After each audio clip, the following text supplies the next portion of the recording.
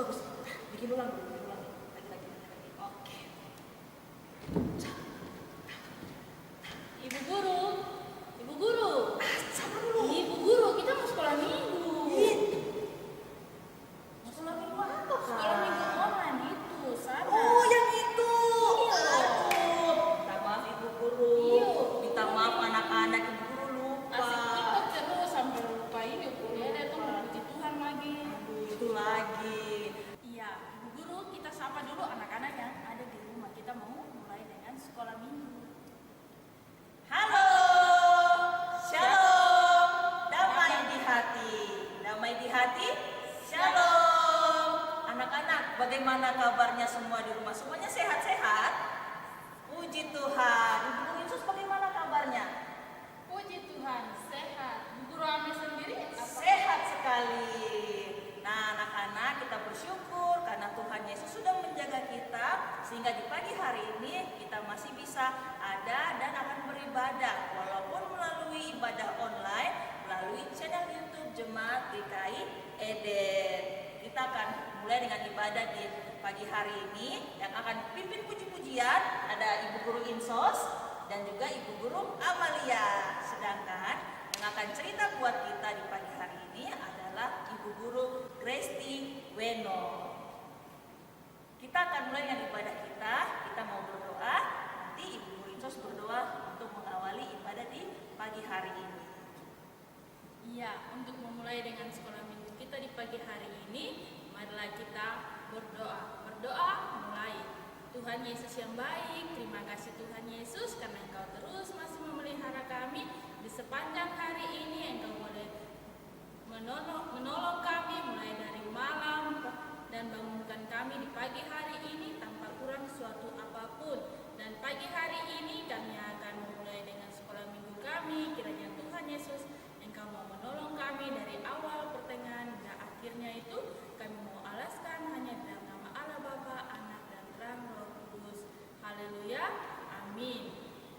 Nah, anak-anak sudah siap untuk memuji Tuhan? Siap. Oke, kita akan mulai memuji Tuhan. Ibu Guru undang semuanya. Kita bangkit berdiri. Kita nyanyikan lagu Matahari Bersinar Terang. Nyanyian semangat sambil bertepuk tangan.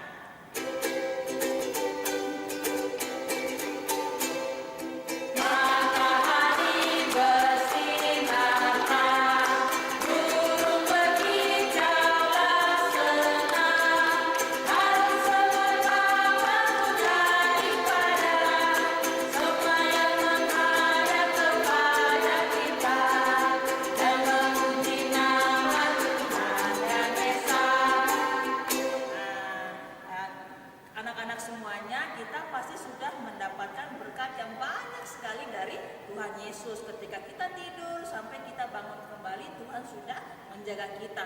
Untuk itu, kita mau nyanyi satu lagu lagi. Kita nyanyi lagu Aku Diberkati. Anak-anak pakai gerakan ya.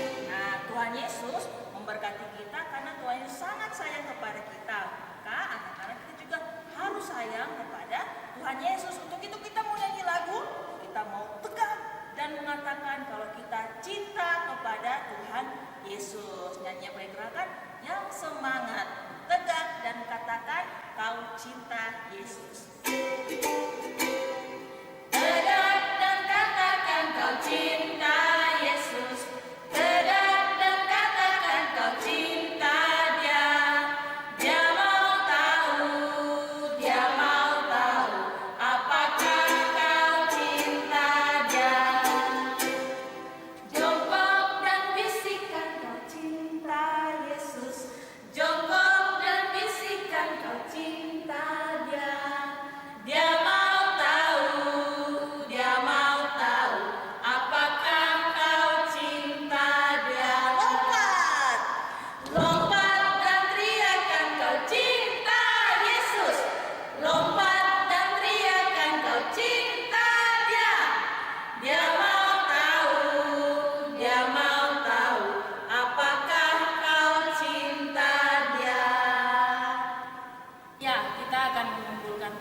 persembahan, dan persembahan setelah dikumpulkan akan diantarkan ke gereja langsung pada hari Sabtu dan hari Minggu setelah ibadah jam 9.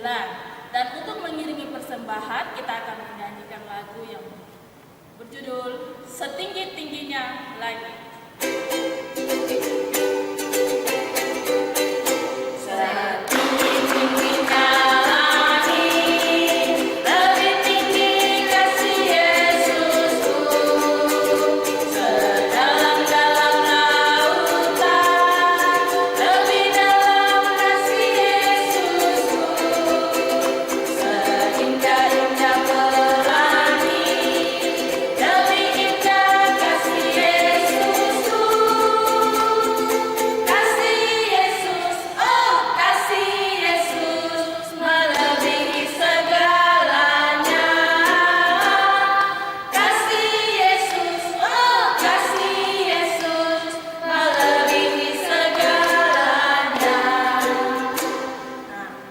Anak-anak, mari kita berdoa untuk menyerahkan persembahan syukur kita di pagi hari ini. Mari kita berdoa.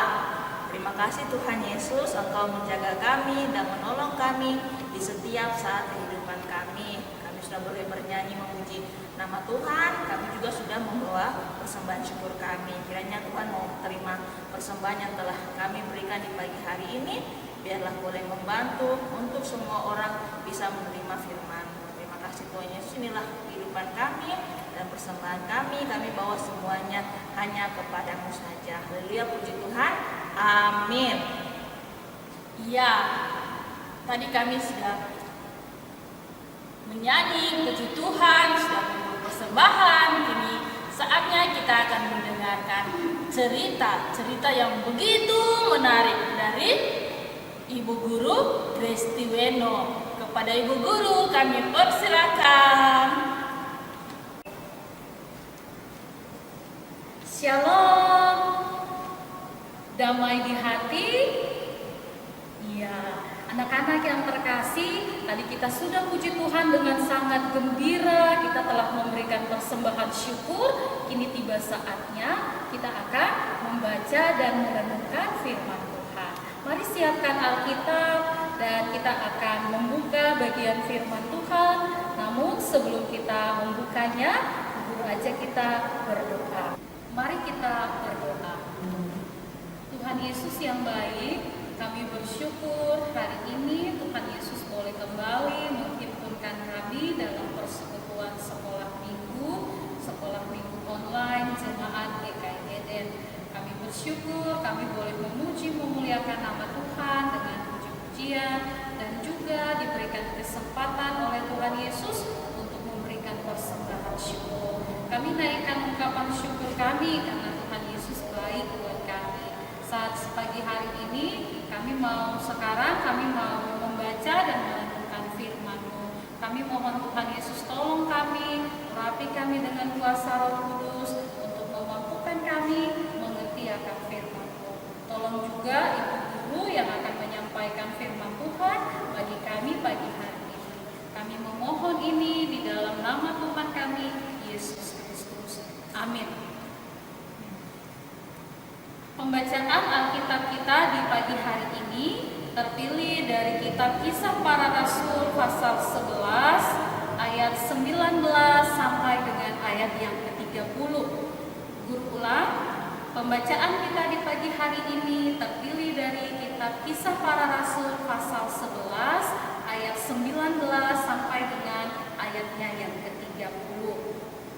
Kalau anak-anak sudah menemukan bagian firman Tuhan, kita hanya akan baca satu ayat saja. Dulu aja kita baca sama-sama ayat yang ke-21.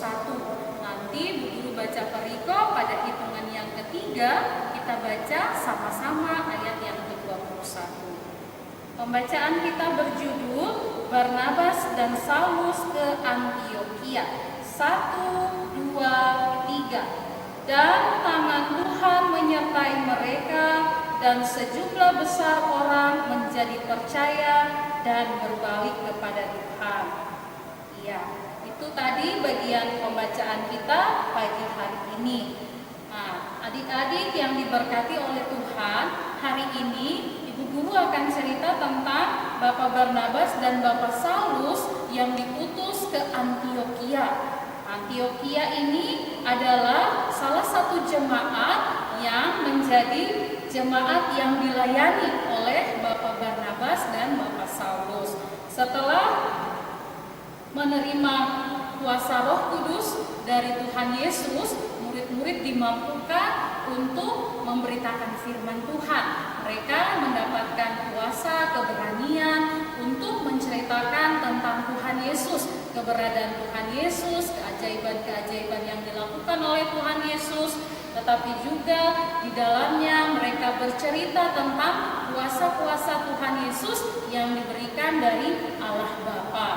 Ya, adik-adik yang diberkati oleh Tuhan, murid-murid dalam memberitakan firman Tuhan ternyata mereka tidak mengalami kemudahan. Ada banyak sekali tantangan, rintangan yang dihadapi oleh para murid. Mereka dicegah ketika mereka harus memberitakan firman Tuhan. Ada yang tertangkap, ada yang harus mengalami penganiayaan, dibunuh. Salah satu contoh misalnya Bapak Stefanus, karena mau memberitakan firman Tuhan, ia ditangkap lalu dibunuh dengan cara yang sadis. Dia dirajam, dilempar sampai mati. Pengalaman penganiayaan yang dialami oleh para murid ini mengakibatkan mereka tersebar luas. Mereka ada yang pergi ke Fenisia, mereka ada yang pergi ke Siprus, mereka juga ada yang pergi ke Antiokhia. Antiokhia ini adalah jemaat yang berada di luar kota Yerusalem. Banyak sekali orang-orang yang ada di Antiokhia itu tidak melakukan hal-hal yang baik. Mereka banyak melakukan hal-hal yang bertentangan dengan firman Tuhan, dengan kehendak Tuhan. Mereka tidak melakukan hal-hal yang baik, mendukakan hati Tuhan. Mereka menganggap diri sendiri, menganggap rendah orang lain, mementingkan diri sendiri. Mereka tidak mau untuk bersama-sama dengan orang lain, mengasihi orang lain, dan sebagainya. Oleh sebab itu, para murid memberitakan firman ke sana untuk mengubahkan kehidupan mereka. Pada ayat yang ke-21 tadi, bagian firman Tuhan kita bilang, Tuhan menyertai perjalanan dari para murid. Tuhan menyertai mereka, Tuhan membimbing mereka, Tuhan memberkati mereka, sampai membuat mereka menjadi orang-orang yang bisa membawa orang banyak datang kepada Tuhan, berbalik kepada Tuhan. Jemaat yang ada di Antiokhia ini adalah salah satu jemaat yang berbalik kepada Tuhan. Mereka yang hidup tidak berkenan di hadapan Tuhan, kini berbalik hidup di hadapan Tuhan dengan baik. Sampailah kabar tentang orang-orang Antiokhia yang berbalik kepada Tuhan ini ke jemaat Yerusalem, jemaatnya Bapak Barnabas dan Bapak Saulus. Orang-orang yang ada di Yerusalem, di jemaat di Yerusalem ini, mereka mendengar apa yang terjadi di Antiokhia, iman yang terjadi di Antiokhia. Jadi mereka mengutus Bapak Barnabas untuk pergi melihat apa yang terjadi di Antiokhia. Apakah benar orang-orang Antiokhia ini sudah menjadi orang-orang yang baik? Apakah benar orang-orang di Antiokhia ini adalah orang-orang yang sudah berbalik kepada Tuhan? Utuslah Bapak Barnabas. Bapak Barnabas ini adalah salah seorang bapak yang baik.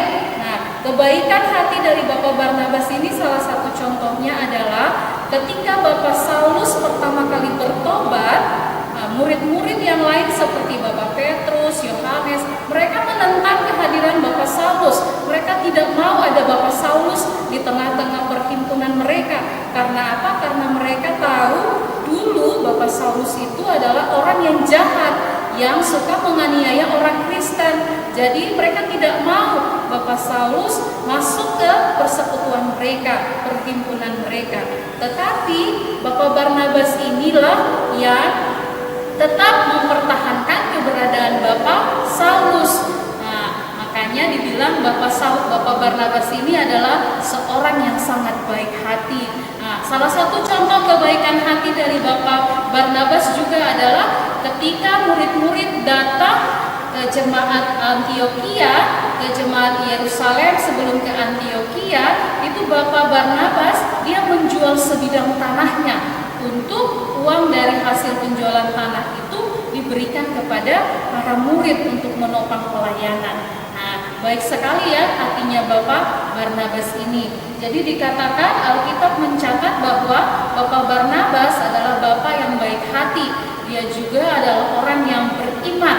Dia juga adalah orang yang dipenuhi oleh Roh Kudus. Bapak Barnabas ini diutus oleh orang-orang Yerusalem ke Antioquia untuk melihat perkembangan iman dari orang-orang Antioquia. Nah, waktu Bapak Barnabas tiba di Antioquia, Bapak Barnabas sangat bersukacita dan bergembira. Kenapa? Karena memang betul ternyata iman dari orang-orang Antioquia itu sudah bertumbuh. Mereka sudah berbalik kembali kepada Tuhan. Mereka sudah berusaha untuk meninggalkan perbuatan yang lama dan berusaha melakukan apa yang Tuhan kehendaki. Nah, Bapak Barnabas sangat bersukacita. Nah, terlalu bersukacita, Bapak Barnabas berniat untuk tinggal di Antioquia untuk melayani mereka. Namun Bapak Barnabas tidak sendiri. Ternyata Bapak Barnabas kembali ke Tarsus untuk cari Bapak Saulus tadi, untuk sama-sama kembali melayani jemaat di Antioquia. Anak-anak perlu ketahui bahwa di Antioquia inilah pertama kali orang disebut Kristen. Nah, jemaat Antioquia yang dulunya tidak mengenal Tuhan, mereka berbalik mengenal Tuhan. Di sanalah orang-orang pertama kali disebut Kristen. Kita akan lihat apa buktinya orang-orang Antioquia imannya bertumbuh. Apa buktinya orang-orang Antioquia berbalik kepada Tuhan.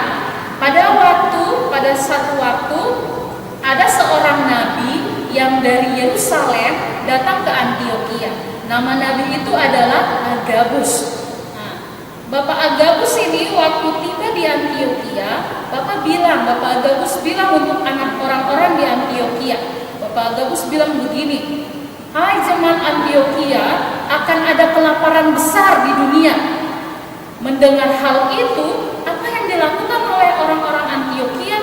Mereka cepat-cepat berkumpul, lalu mereka bersekutu dan memutuskan untuk mengumpulkan apa yang ada pada mereka untuk nanti persiapkan waktu terjadi kelaparan, mereka bisa menolong orang lain, mereka bisa menolong diri mereka sendiri, mereka bisa menolong jemaat mereka, tetapi juga mereka bisa menolong orang-orang yang ada di sekitar jemaat mereka. Nah, kita lihat waktu terjadi kelaparan itu, mereka mulai kumpulkan bahan-bahan makan, pakaian-pakaian layak pakai, mereka mulai mengumpulkan segala sesuatu yang bisa mereka kumpulkan. Dan juga itu dengan kemampuan mereka masing-masing. Mereka bisa mengantarkannya langsung, tetapi juga menitipkannya melalui Bapak Barnabas dan Bapak Saulus untuk dikirimkan kepada jemaat-jemaat, secara khusus para penatua yang melayani jemaat-jemaat. Nah, anak-anak yang diberkati oleh Tuhan, satu pelajaran penting yang bisa kita ambil dari kisah Bapak Barnabas dan Bapak Saulus adalah saat-saat ini gereja dalam perkembangannya tidak selalu ada di dalam hal-hal menghadapi hal-hal yang senang-senang saja. Akan ada waktunya gereja mengalami tantangan. Namun Tuhan Yesus mau ingatkan, jangan takut karena Tuhan Yesus akan selalu menyertai. Waktu Tuhan Yesus mau naik ke sorga, Tuhan Yesus sudah bilang bahwa mari jadikan semua bangsa muridku, dan ketahuilah aku menyertai kamu senantiasa sampai kepada akhir zaman. Nah, janji ini, perintah ini diberikan kepada murid-murid, tetapi juga diberikan untuk ibu guru dan anak-anak sekalian. Kita semua ini disebut sebagai murid-murid Tuhan Yesus, yang artinya murid-murid Tuhan Yesus adalah orang-orang yang ditugaskan untuk menjadikan banyak orang menjadi murid Tuhan Yesus, seperti kita sekalian. Dan juga kita yang adalah murid-murid Tuhan Yesus, ibu guru dan anak-anak, itu diberikan kuasa, keberanian untuk memanggil orang lain. Nah, bagaimana caranya supaya kita bisa menarik orang lain datang kepada Tuhan Yesus adalah dengan menunjukkan perilaku hidup yang baik, dengan menunjukkan sikap hidup yang baik, seperti apa yang dilakukan oleh Bapak Barnabas. Bagaimana caranya melakukan hal yang baik? Contoh sederhana, ketika anak-anak berjalan atau kemana saja atau ada di mana saja, ketika bertemu dengan orang bisa saling menyapa, tapi juga bisa memberikan senyuman. Itu salah satu contoh tindakan melakukan hal yang baik. Orang akan senang ketika kita melakukan hal yang baik dan mereka akan memuliakan Tuhan. Ketika kita melakukan yang baik, maka nama Tuhan dipermuliakan. Juga kita bisa melayani seperti Bapak Barnabas dan Bapak Saulus dalam hal melayani Tuhan. Tidak harus tunggu nanti sudah besar dulu, tidak harus tunggu nanti punya uang dulu, baru melayani Tuhan. Mulai dari sekarang, anak-anak bisa melayani Tuhan. Bagaimana caranya? Dengan rajin beribadah, tapi juga melakukan hal yang baik, dengar-dengaran kepada orang tua, menolong sesama, itu sudah melayani Tuhan. Karena Tuhan Yesus pernah bilang, waktu seseorang bertanya kepada Tuhan, Tuhan Yesus, bagaimana saya melayani engkau? Tuhan bilang, waktu ada orang yang lapar, kamu beri dia makan, itu kamu sudah menolong saya, kamu sudah melayani saya. Waktu ada orang yang tidak punya rumah, kamu memberikan mereka tumpangan, itu tandanya kamu melayani saya. Nah, anak-anak juga bisa melakukan hal demikian. Ketika kita melakukan hal yang baik, maka sesungguhnya kita telah melayani Tuhan dan nama Tuhan dipermuliakan dalam sikap hidup kita. Biarlah firman Tuhan di saat pagi hari ini melalui kisah Bapak Barnabas dan Bapak Saulus yang ke Antiokhia membawa kita untuk lebih mengenal Tuhan dan berusaha untuk menjadi anak-anak yang baik. Amin. Kita sudah mendengarkan firman Tuhan, dan untuk merespon bagian firman Tuhan, guru ajak kita menyanyi satu pujian. Mari anak-anak bangkit berdiri, kita akan menyanyi pujian yang pakai gerakan. Lagunya berjudul Dia Harus Makin Bertambah, Ku Harus Makin Bertambah.